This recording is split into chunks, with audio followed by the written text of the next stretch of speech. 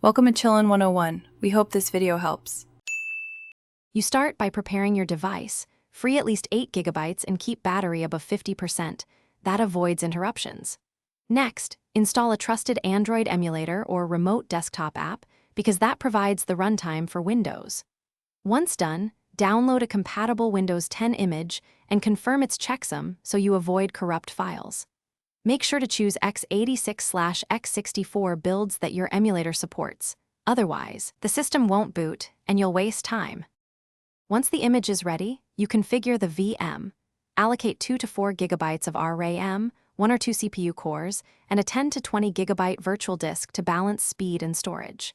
Then enable any virtualization or sandbox features your emulator offers, because that improves compatibility. Make sure network is set to bridged or NAT so Windows can reach the internet.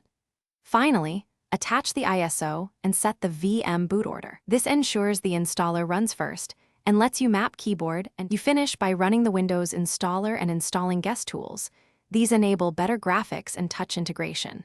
After setup, tweak display scaling and input sensitivity so apps are usable on a phone screen. Once done, update drivers and install only essential apps to keep performance smooth.